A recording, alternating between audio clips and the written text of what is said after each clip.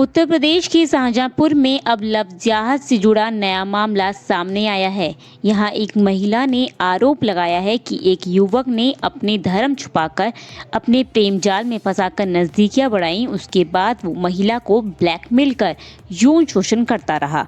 बाद में महिला का जबरन धर्म परिवर्तन कराकर निकाहनामा पर हस्ताक्षर करा लिए।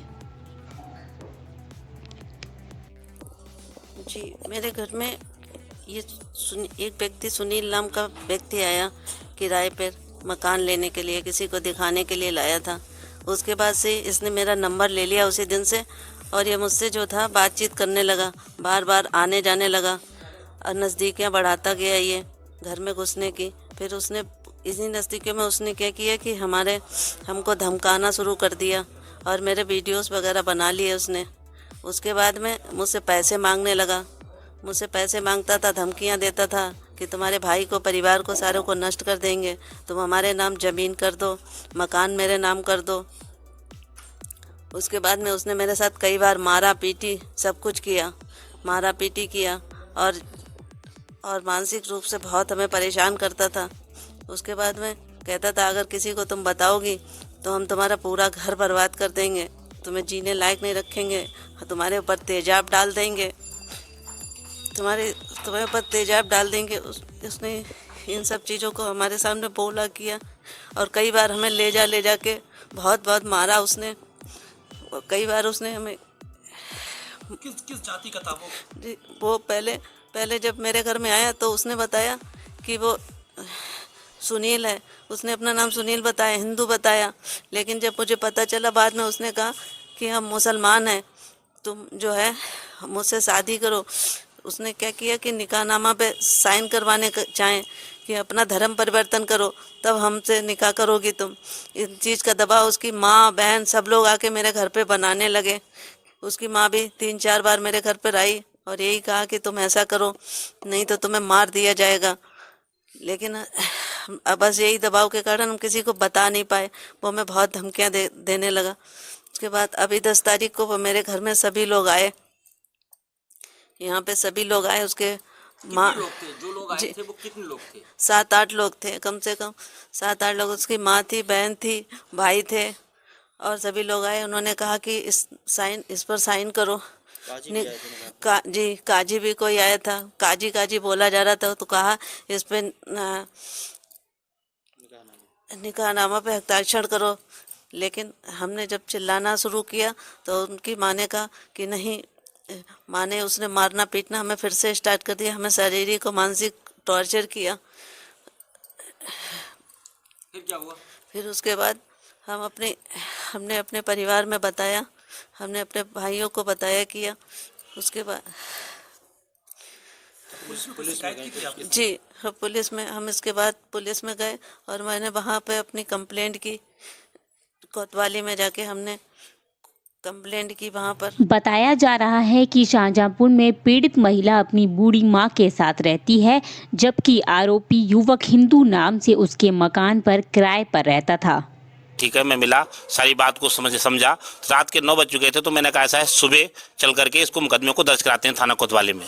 सुबह इस बेटी को बुलाया, उसके भाई आदेश जी को बुलाया और हम लोग 10-12 साथी अपने गोविंद मिश्रा जी के साथ में वहाँ कोतवाली थाने में पहुँचे और कोतवाली में जो कोतवाल साहब हैं उनसे वार्ता की। उन्होंने कहा मैं जांच कराता हूँ।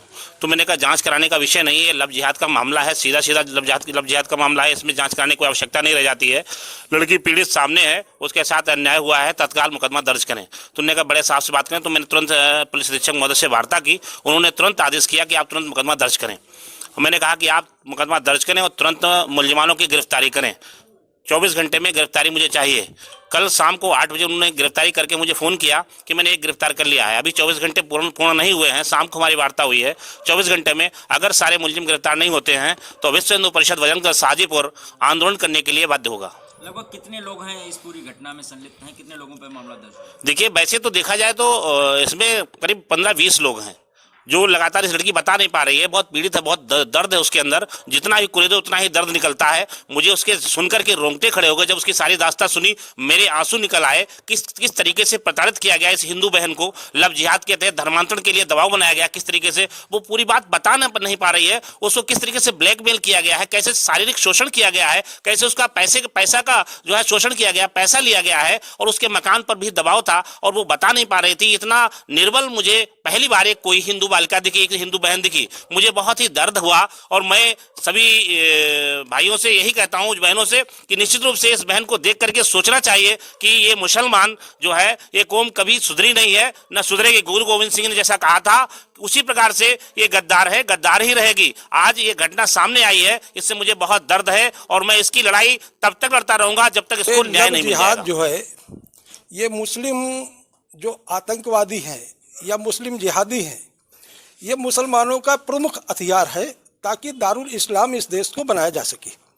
जिन जिन क्षेत्रों में मुस्लिम अधिक है वहाँ पर ये इनको संरक्षण दिया जाता है लव जिहाद के माध्यम से, कि हिंदू की लड़की, काफिरों की लड़की को धर्म परिवर्तन करा के इस्लाम में इसको लाया जाए, ताकि काफिरों के बच्चे, जो काफिरों की लड़की हैं, उनसे हम बच्चा पैदा करें और हिंदुस्तान को हम तोड़ने का प्रयास करें। इस प्रकार से लव जिहाद बरेली में भी हुआ। बरेली में FIR में स्पष्ट उस लड़की ने बताया कि उसमें लिखा था FIR में कि जब काफिरों की लड़की को आप फंसाकर लव जिहाद करते हैं तो 10 बार जो मक्का की यात्रा है उसका लाभ मिलता है। इनके मुल्ला और मौलवी जो मस्जिद से आह्वान करते हैं कि काफिरों की लड़कियों से आप जिहाद करें, उससे लव जिहाद करके अधिक से अधिक बच्चे पैदा करें। अभी आपने तमाम घटनाएं ऐसी देखी हैं कि हिंदू लड़कियों को बलपूर्वक ये निकाह करने के बाद उनकी हत्या करते हैं।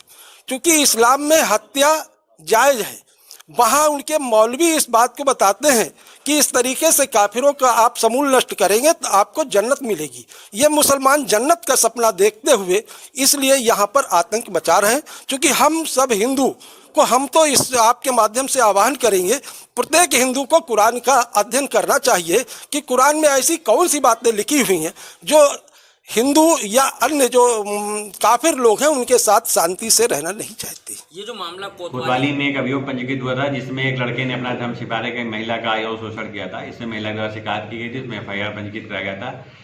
उस युवक की गिरफ्तारी कर ली गई है। गिरफ्तारी करके आवश्यक पुलिस कार्रवाई सुनिश्चित की जा रही है। वहीं पुलिस ने कार्रवाई करते हुए युवक समेत 12 लोगों के खिलाफ केस दर्ज कर आरोपी युवक को गिरफ्तार कर लिया है। News desk.